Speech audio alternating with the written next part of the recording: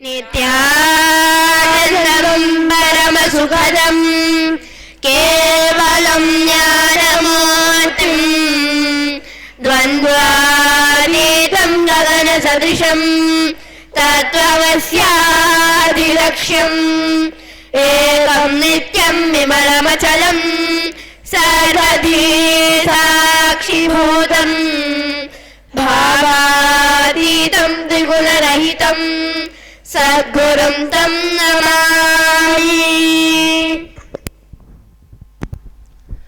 Nithyanandam, we welcome all the Sri Mahants, Kotaris, Tanedas, Samajis, Satsangis, devotees, disciples, Balasanths, visitors and viewers all over the world to this Vaakyaartha Sadhas by Balasanths of Nithyananda Gurukul.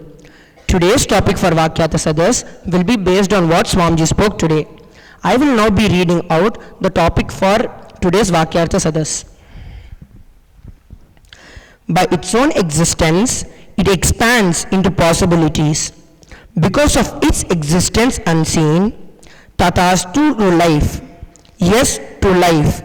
Life shows you the possibilities which you declare as denied to you. If life is interested in denying, it will not even show its possibilities to you. In the first place, its possibilities by being revealed to you itself, the yes is given to you and your decision, expression to live is accepted, respected, encouraged. By you claiming life is not cooperating, supporting into what you want, you are denying the very revelations and expressions happening to your very consciousness. I had a question from today morning satsang.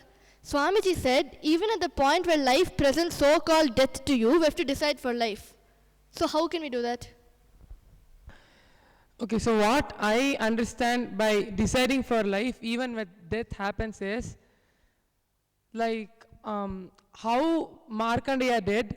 Even when Yama came, he held on to the spiritual power, to the soft power of holding Shiva. He still didn't leave his spiritual power. That's what I understand by standing up even when death happens to you. Okay, adding to what Shaktidhara told, Swamiji told in Bhagavad Gita, see, even if you're going to die today, all you need to do is, you need to do authentically, you need to do that day's Pada Puja and listen to Satsang. Even if Yama comes, you need to tell this, please wait till I finish my Nitya Pujas, then you can take me. Yama will listen to you when you do this. So this is one of the way you can decide for life by doing this.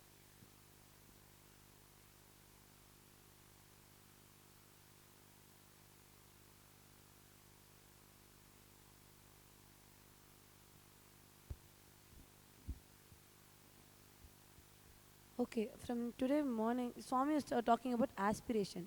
First, what is aspiration?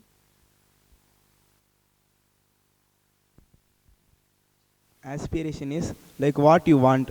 You wanted to come to Gurukul, so you came. That is aspiration. What you want.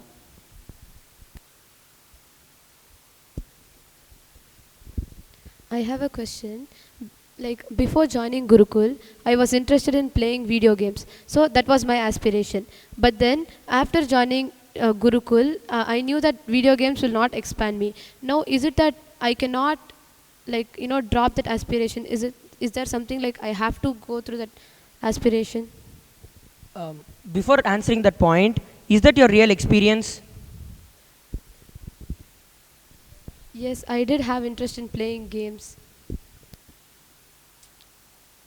Moreover, in your example itself, you already enjoyed the video games. So why should you again sit and enjoy the video games? You already enjoyed your aspiration, na? So that's all. You enjoyed your aspiration. You have completed the aspiration. That's all. Now move on to next aspiration. Okay, I have another question. See, before joining Gurukul, I had lots of aspirations which I wanted to do, but I never did. And Swamiji said, whatever aspiration you have, the cosmos just says Tathastu for that. So, but now, after joining Gurukul, from a different and more evolved cognition, I don't want to do those things anymore. But the cosmos said Tathastu, right? So, when that situation comes, Swami said, you will experience it because the cosmos said Tathastu. So at that moment, how do I handle frustration? Because Swami said, frustration is when you know that you wanted something and it's happening. But now I don't want that anymore. At that moment when you wanted that, from which you wanted from a greed, right, or an incompletion, when the situation comes, you wanted, let's say, to have chocolates that time. Okay, now you evolved to a cognition, it's not good for the health. But when chocolate comes after this in your life, enjoying it from that context which you asked. You enjoying chocolates. That time I asked, enjoying that same context. That will drop the frustration. And adding a point to what Moksha Maharaj told, now whatever you say, cosmos tells Tathastu. So even now, when you tell that I don't want all those bad things which I thought about, even for that, cosmos gives Tathastu. So you'll not experience all that in your life. One more question. See, Swami said whatever we resist will persist. But if we really resist it, then cosmos will say Tathastu for that also. So why do we get that? Why does life give us that if we really don't like it?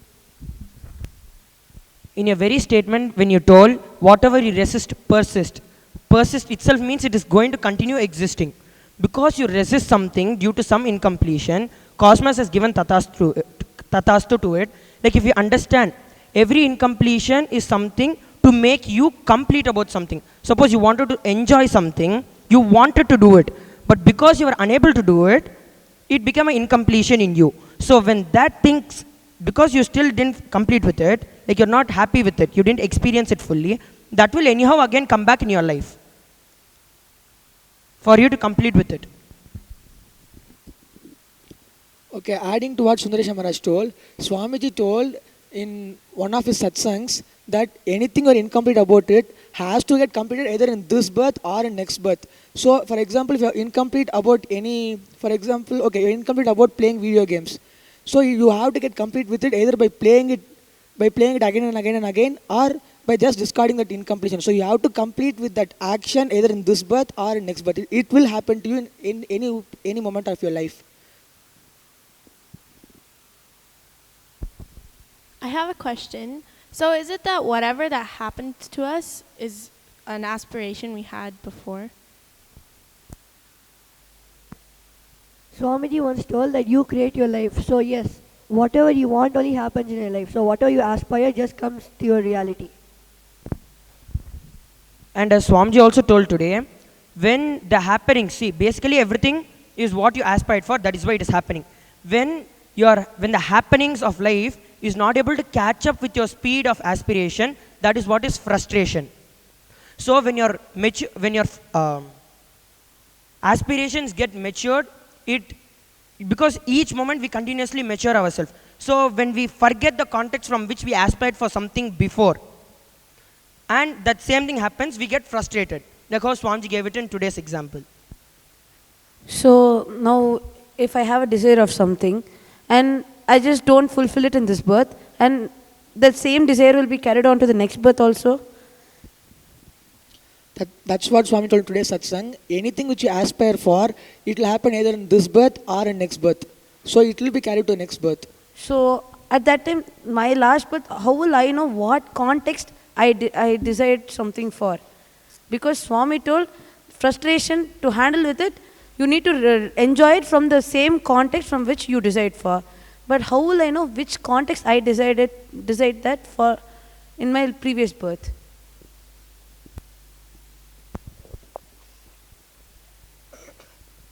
Swamiji also told that a key way to come out of frustration is whatever situation which you're in and you're frustrated about it. Find out whatever you can aspire for. In any situation, find the things which can be aspired from it and enjoy and celebrate those things which can be aspired from it. Then you'll come out of your frustration. To just explain what he told in a better way, to my understanding, is that whenever any situation happens to you, take it as when an incompletion lands on you. You looking in and finding out which part of you is not complete, and finding out that part, and then that will naturally lead you to the understanding that what was your context of when you aspired for it. Like now, suppose you have some incompletion.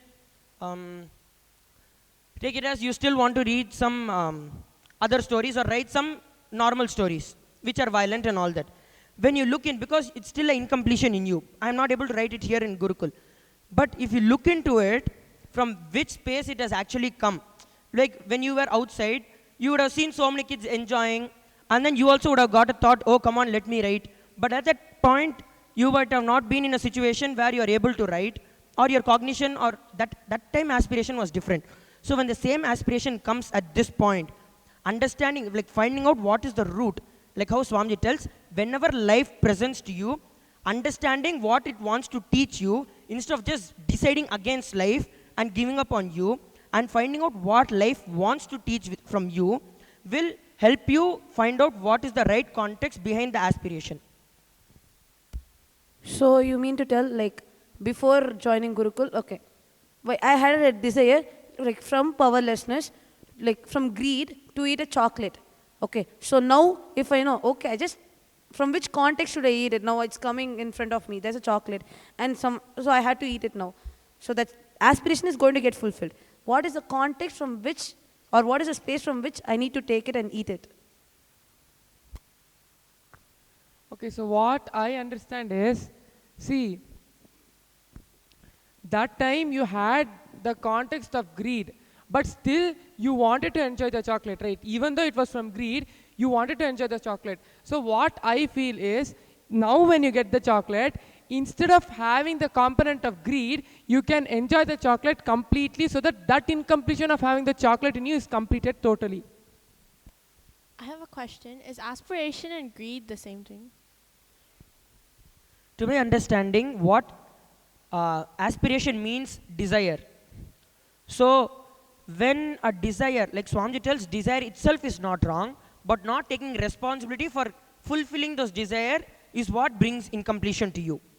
Okay, so to my understanding, greed is something like which comes out of incompletion. Like suppose you wanted to enjoy something, you had a desire for eating a chocolate, but you were not able to eat it, or you were not in complete, like when eating it, you just didn't bother about it, you were bothering about something else. So you still have the greed, I want to eat more of the chocolate, because you still think that gets some kind of completion into you.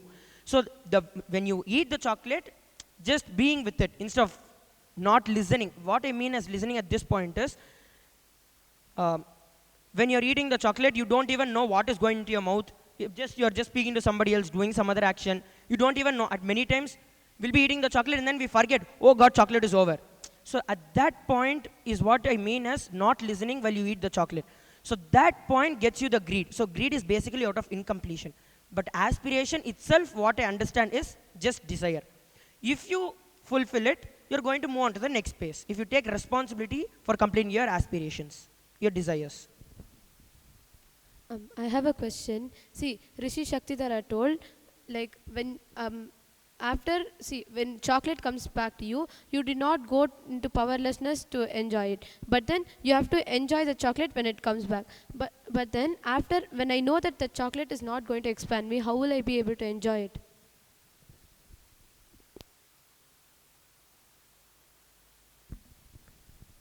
See, Swamiji told, as what Mangala Maharaj was telling, as what Moksha Maharaj was telling, you should enjoy for what you aspired from the context from which you aspired. See, at that time, you avoided having the cognition that chocolate is, I want to be good for your body, correct? But then you still had an incompletion of eating the chocolate. That is what gave you the aspiration for you to get a chocolate and eat. Now, you should get the context that you once wanted the chocolate, you aspired for the chocolate, and now you have the chocolate, and you have to complete with the incompletion. So from that context, you have to have the chocolate, is what I understand.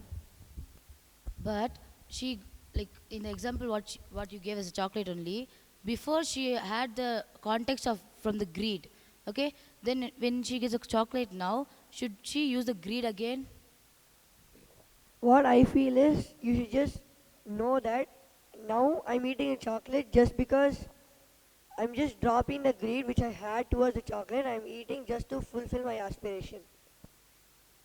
But it's still going to harm the body, right? Whatever it is, like, if we know like it has some negative effect on us, how would you be able to eat it like that? First point at this, what I feel is chocolate, just eating one or two chocolate is not going to bring any damage to your health. I feel that eating chocolate was out of the feeling that it makes me feel good. That was what I feel that, like when we eat a chocolate, it feels so nice. So that was the cognition from which we used to like chocolates or having greed for chocolates. So at this point, we are in understanding that one or two chocolates is not going to get anything great. So understanding it from that context, and see, because as Swamiji told in today's satsang, the intention and the strength of your cognition at this point, like if you decide, now I understand there's nothing great in the chocolate, everything is just in me. So even when a chocolate naturally happens to you, it won't bother you too much. The aspiration is already completed because you have reached the understanding. So naturally the aspiration drops and it moves on to the next level. But instead if you tell, your chocolate is coming in front of me, I'm not able to still eat. Becoming incomplete due to that is what is going to make you still stay in the same powerlessness. As Swamiji tells, instead, okay, chocolate has come. As of now, I understand why it has come. I am pretty much complete with it. Then you can immediately move on to the next happening of your life. Like happenings of your life, when it doesn't match with your aspirations which you had, that only brings frustration. So at this point, when you understand that even getting a chocolate and you're still not able to eat, it does frustrate you. But understanding at this point, yes, chocolate is not going to get something great in me. And if I have to enjoy this chocolate, let me just take it in over. So at that point, it will just complete you from that aspiration. So it is not really required that you need to eat a chocolate or you should not eat a chocolate. It's just at that point, what makes you more complete. Okay, so I have a question. See, now we get incompletions in our life. So does that mean we aspired for incompletions sometime before, for which we are getting incomplete this moment? What I feel is it's yes, because at that moment when you're feeling powerless, like the first time when you're feeling powerless, at that time you might ask that like better if we could have done this instead of that, and feeling that powerlessness, where life just says tathastu to you. When again it happens, that becomes the continuous incompletion, which it continues again and again. Now, for example, when you're like very small and your mom hits you, so then you start crying. So now, I would never want my mom to hit me. So how can I aspire the incompletion? What I feel is you'll not directly aspire for that incompletion, but you'll aspire for something which will cause that incompletion. Can you please tell me with the example? Actually, what I feel is about this aspiration and incompletion, what I feel is Swami clearly told whatever is happening around you, it's what you wanted. It's you who created. There's nothing called as accident. So, and incompletions, how I understand is it's you who started playing with it and enjoying it. So when you play and let it encourage, so I feel that time you might have wanted to have, like, you might have aspired for it. That's what I feel like. You just let it play. Okay, I have a doubt. You told that it's that we who aspire for incompletion, right? So in one of these, like last 2 to 3 Vaakyaartha Sadhas, we came to a conclusion that in any, like what a life does, it is doing something which is good, but we perceive it in a wrong way and we get into powerlessness. So how can we get aspired to powerlessness? It is only just our perception, na? Then how can powerlessness even exist in first point? Then how can you aspire it? Can you put your question into clear words? Okay, see, in one of these last 2 to 3 Vaakyaartha Sadhas, we came to conclusion that all the powerlessness which we get in our life is just what we perceive. Okay, and in just few of the past 2 statements, we came like what Mahadeepa told us. Yes, we only aspire for the powerlessness. So another question is, how is that we aspire the powerlessness? Because it is just a perception. It's just perception what we see. In that case, how can we aspire it? I feel the answer is there in your question itself. As you told, incompletions are our own perceptions only. It's just life is trying to teach us through different ways. So the way how we perceive it, it's our way of perceiving that as an incompletion. then it is just still a perception in the situation. Now it's on we are aspiring it, na. We are just still perceiving that life as a perception, means as a powerlessness. I want to aspire it. But it is just perception, it is nothing else. We just perceive it. We can never see. What I feel is when when something happens and we fall into powerlessness because of that, we feel that we perceive that that itself is a good space and we want to continue in that space. See, for an example, I'll take my example. When my mom used to hit me, I used to feel when I cry itself, then people come and speak to me. So let me be in this space itself. So I want to be in that space. So I aspire that space. But it is just our perception that that is good for us.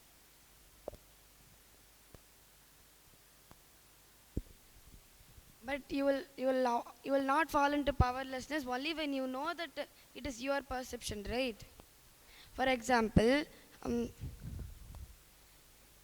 by mistake Martha scold someone or hit Martha hit someone or scold someone with by mistake. Then someone is not happy with it. Then it is Martha's perception that Martha is very insensitive. It happened by mistake. Martha can avoid doing anything for it, right? But only when Martha knows that is the way Martha perceives it, Martha avoids falling into powerlessness. When Martha knows, if Martha knows that it is perception, Martha will avoid falling into powerlessness. I have a question. In your example, you told getting angry by mistake, but nothing in our life happens by mistake. Everything is because we wanted it and we aspired for it, only then it happens in our life. Nothing is an accident in our life. Rephrasing, not exactly anger. By mistake, when you're casually walking, by mistake your leg touches someone and someone is not happy with that. Okay, I'm unaware and hit someone. Can I just get a conclusion from what you told? Because I didn't get the whole thing which you told. Can I just get a small conclusion, just few lines? What I feel as a conclusion is, I feel nothing, like as even you told the same thing, nothing happens by mistake. So there's nothing, everything is happening like for some reason, for life to put us back into completion only. Even incompletions, what we perceive as incompletions also, life is trying to teach us through a different way. That's just incompletion is our perception. This is what I feel as a conclusion. I have a question. You told incompletion is our perception, right? Then do you mean we never aspired for it? What I feel is, see, for example, you become powerless for something, okay, which is out of incompletion. Then you start crying and someone comes and talks to you. But even though your incompletion is just your perception, because someone comes and talks to you or pampers you, then you start aspiring. You think whenever you are powerless, people will come and pamper you or talk to you. So you start aspiring for it. That is, and obviously life will tell Tathastu for that. I have a doubt based on what all we spoke now. What is the connection between perception, our perception, and our aspirations? How does our aspirations change based on our perception? Aspirations are desires, right? Desires are based on the cognition what you have. Like for example, like you want to play, as she told, she wants to play video games. That was from an immature cognition. So as her cognition got matured, even her aspirations got matured. Her and perceptions are based on the cognition what we have. So obviously, directly perception and aspirations are related, right? See, now I aspire for incompletion, okay? Out of like, I want to be pampered, okay? Or talked. Then that happens in my life. And then I understand that that is useless and my aspirations get matured. Then again, why do that incompletions come? Like now I aspire for an incompletion, that happens. Then my aspirations get matured. Then why again do I aspire for the same immature things? Is it really your experience? Even after dropping it, you think you're aspiring for it again. Once you know something is useless, how do you aspire for it again? It's my experience.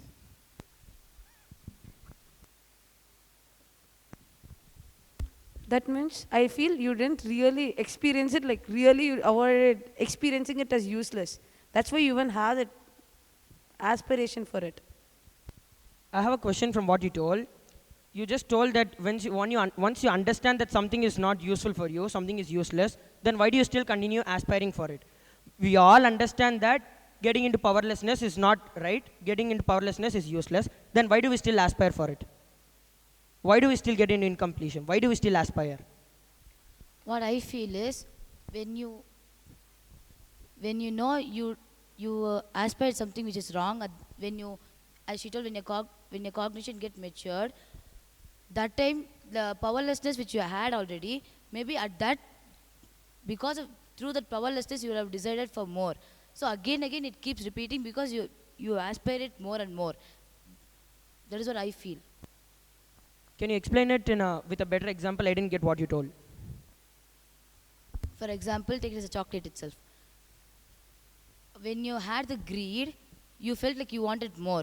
So when it comes to you again, if your cognition is matured, you will feel it's not good for your health and everything. But when you eat it, you will feel, oh, it's nice now. I feel I want it more. Without you knowing itself, maybe your powerlessness can decide it. Means out of powerlessness you decide. Adding to her point, for example, you are in a very powerless state, and then you are having some, okay, take head pain. Oh, I'll have more and more pain. Like that's where I feel there is a. I have a doubt with what you told. See, you're telling we'll get into a powerless space and we would like to have the chocolate more. But Swamiji also told you have to get into the space and the context from which you asked for the chocolate, and then only you have to have it, correct? So if that is the context from which you are telling, and if your cognition is now matured, how will you want to have the chocolate more and more? See, you told now when you get a chocolate, okay, you will eat the chocolate because once you aspired for it, correct? So now when you are getting the chocolate, you also told, but then we'll get into a powerlessness and then we will want the chocolate more, correct? So but then in your statement you made, your cognition will be matured. So my question is, when your cognition is matured and when you're eating from the context that you once aspired for it, how will you be able to again have the same powerlessness of wanting the chocolate more? I told that when your cognition is matured and again when you eat it, you feel like having it more. I'm just rephrasing what she told. I feel when your cognition is matured, you'll not even have a thought of having it more, because now your cognition is matured. You'll just be eating it for the sake that you have aspired it once, and to complete that greed inside, as Sundareshwara Raj explained in today's Vaakyaartha Sadhas. Okay, I have a doubt. Then is is our trust based on our aspiration? Means like for an example, like if I have an aspiration to watch a movie, then does that mean by if I trust it more and more that aspiration will happen, it will happen more quicker? I feel if you enjoy the old aspirations you had quickly, then this new aspiration will get fulfilled much more fast. What decides the time for an aspiration to happen, like quicker or slower? Is it that our previous aspirations getting fulfilled? Like if we enjoy our previous aspirations, our later aspirations get fulfilled? What I feel is there's nothing like quicker or slower. Just you finish the old aspirations, come to new aspirations. Today Swami explained about what heaven is. He related it with this, and he asked, can you just explain what? He told about this aspiration. He related aspiration with heaven. Swamiji had told that when your aspirations, like when your aspirations don't evolve and you're just stuck to a certain aspiration, and the aspirations constantly being enjoyed and fulfilled, that is what is Devaloka. When you have a desire, you can fulfill it by creating a space, right? When you create a strong space for something to happen, it will get fulfilled, right? What I feel is you have to create a strong space and take responsibility for the space you created. Just by creating a space, nothing will happen.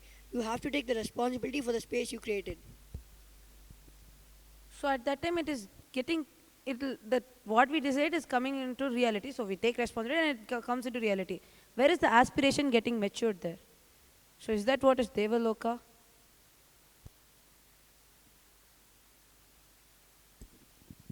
What I feel is when you take responsibility for it, I think your maturation also I think your aspiration also will get matured. That's what I feel when you take responsibility for it. I have a question from our space, not from Devaloka. In our space, today Swamiji explained what completion is. What is completion as what Swamiji explained today? See, what I understood from what Swamiji said completion is enjoying the present moment while basically completing your past aspirations also. You don't have to not enjoy the present moment just because you're completing your before aspirations. You can enjoy that. You can enjoy the present also.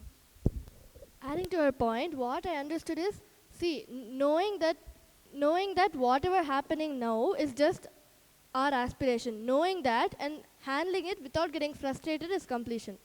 Because you wanted it and now you're getting it. So don't enjoy it and just flow. That's what I feel, that's what I understood. Adding to what she told, at that same moment, even your aspirations getting matured is what I understood as completion. What do you mean by aspirations getting matured?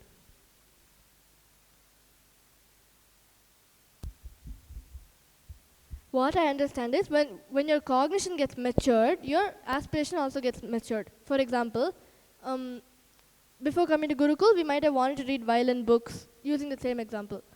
Violin books or whatever from an immature cognition. But now we know the context why we shouldn't do all that and how it won't expand us. So now our cognition is more matured. So our aspirations also will be more matured. Today in the satsang, Swamiji also told that if frustration is happening in your space, in you itself, be very clear you are on the right track. Now I have a question about this.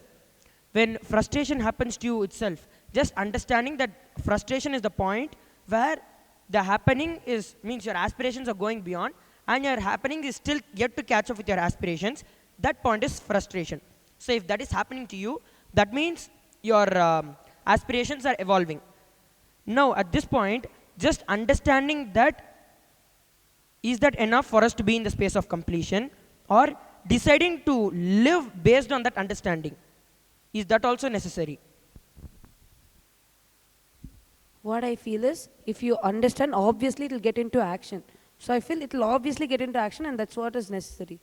Because in the previous Vaakyaartha, we came to the conclusion that whatever thoughts become words and words become action. So once you get into your cognition, it will obviously become your action.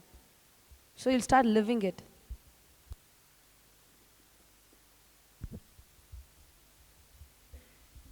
I have a question. See, today in the satsang, what I understood was Swamiji said, when we have like hopefulness inside us, it's because life is seeing a hope in us. That's why we even feel that.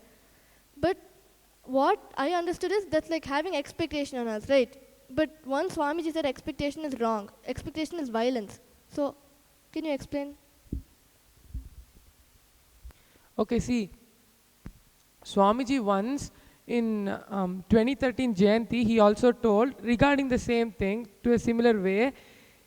What I feel as hope is trusting. Life trusts that you can do it. And expectation is something different. Expecting is like, what I feel is you're bound to do it. When you expect something from someone, it is like you have to do it. That's how we are telling it. That's how I understand. But hope is, life is trusting you and giving you another opportunity. Life is opening up a new possibility for you to expand yourself. That's how I understand as expectation and hope.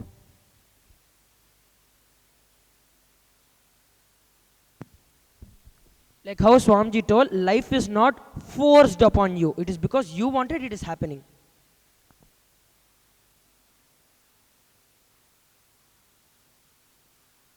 What is trust? What I think trust is like what you believe in, like what you really believe it.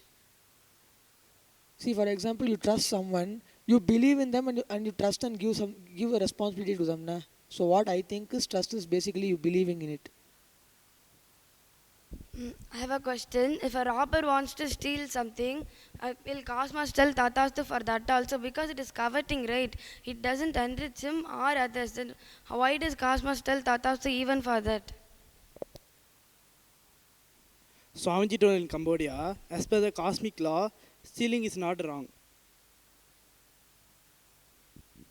Okay, adding to what Veda Vidya Maharaj told, see, like what he told, stealing is not wrong, but even by doing that, you can get enlightened. If you take the example of, okay, if you take the example of Valmiki, he was only stealing throughout his life, but when Narada came to him and he explained the mantra of Narayana, he was able to move to better cognition. So what he wanted to steal, and life gave him tatastu, but still even in that case, like because he was deciding for, because he's doing it to his capacity, Rishi, like Narada himself came and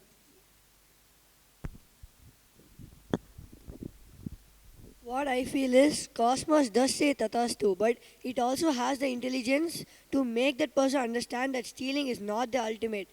There's something more than stealing which can bring you to the space of enlightenment.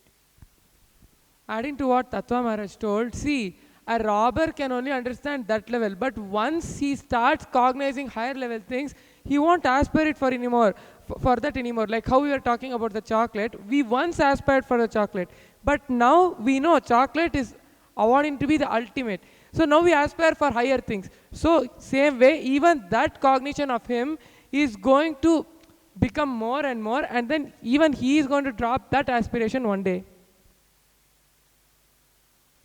Today, Swami is talking about karmas not binding. Can you just explain what did he tell? When you come to the understanding and cognition that whatever karma, whatever you have, is nothing but something which you aspired for in the past, then you'll understand that karma does not bind you, because you are the one who wanted it in the past. Adding to what he told, see, as Swamiji told, karma itself does not bind you when you understand that whatever you aspired for in the past only is coming to you now. But finding out that cognition, like what was the cognition you had at that point for which this aspiration came up, knowing that and going through it in the present moment will not bring karma to you. Because when you go through that experience with the same cognition you had at that point, that time you be in the space of completion, so there is no karma which you get. When our aspiration is getting matured, we still have aspiration, right? Aspiration is still there. So that also brings karma, right? By feeling we have some desire, that brings karma, right? I'll put my question in a simpler way. Does desire bring karma? See, what I understand is our desires are the prarabdha karma which we are carrying from the past birth and coming to this birth. Okay? So we came here to like burn those karmas which we accumulated in the past birth or the birth before that as prarabdha karma, and we came here. So the desire itself is a prarabdha karma is what I understand. So when our aspirations are getting mature, so there is still desire. So continuously our life is for aspirations to get matured. Then how to get out of this karmic cycle? Because as our aspirations are getting matured, there is still desire. So which means it can get karma to us. So where there is a possibility for us to take a next birth if it is unfulfilled. So how to get out of this karmic cycle? What I understand is karma is all your unfulfilled desires is only what is karma. So when you have a desire and not fulfill it, then only it brings karma. If you're fulfilled with whatever desire you get, like for example, you get a desire eating chocolate, and that moment itself, you finish eating the chocolate and don't have any completion after it. Like after eating one chocolate, you just satisfy with chocolate. You don't want any more chocolates in your life. With so when you get that satisfaction, there's no karma going to come to you. So when you fulfill your desires authentically, you don't get any karma. Okay, so what I understand as aspiration is something which we desire. So this is what I understand. So does that mean that in a way aspiration can lead us to the consciousness? Surely yes, because from an immature cognition of chocolate, we came to the cognition of want to come to Gurukul. And next our cognition will mature more and more till we reach the consciousness. I have a question. See, first I desire for something, and life tells, cosmos tells Tathastu for that. And later, for the same thing, I decide that I don't want that, and cosmos will still tell Tathastu for that. Then which will become into reality? What I feel is it's based on, like, if the cognition became more matured when you ask that I don't want this to happen. So because the cognition is more mature, I feel that the second thing which you ask the cosmos, that will become reality than the first thing, because you ask the second thing you ask the first thing out of a lower cognition, but the second thing is out of a higher cognition. So what I feel is cosmos will bless the second one. But to my understanding, it's a bit different from him. What I understand is that whatever you decided first will also be fulfilled. Whatever you decide for the second also will be fulfilled. As Swamiji told in today's satsang, it is your how much of strength you have for the tathastu you give. Like when the immature cognition happens in your life, not becoming incomplete because of it, but instead understanding that it is also a aspiration which I had before, and going through it and just completing with it will quickly move you to the next cognition, where immediately it leads you to the cognition where that experience itself is not required. So the first thing is also blessed, but the time of how much time you want to experience that is completely reduced, and immediately your second cognition is blessed. Adding to what Sundaresham has told, is giving example of what Swamiji told. See, first you are a worker.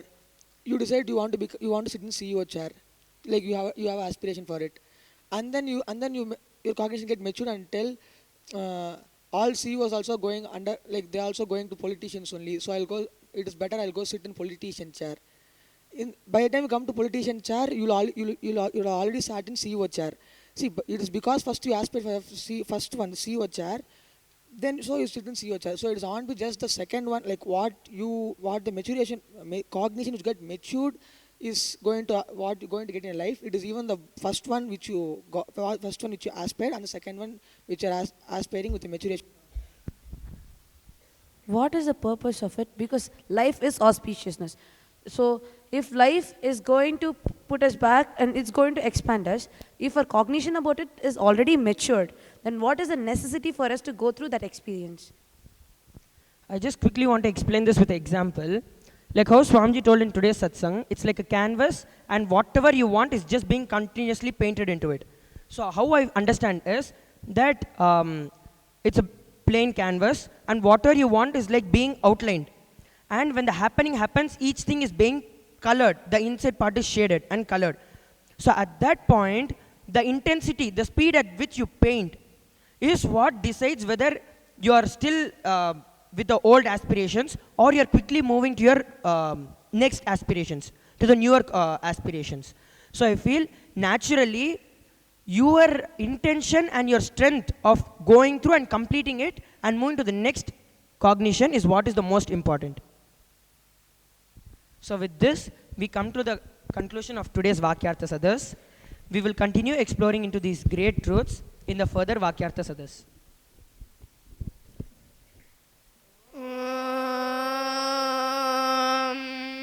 Purnamada Purnamidam Purnat Purnamudachyate Purnasya Purnamadaya Purnameva Vashyate Om Shanti Shanti Shanti Hari Om Tat Sat Sarvam Sadguru Padukarpanamastu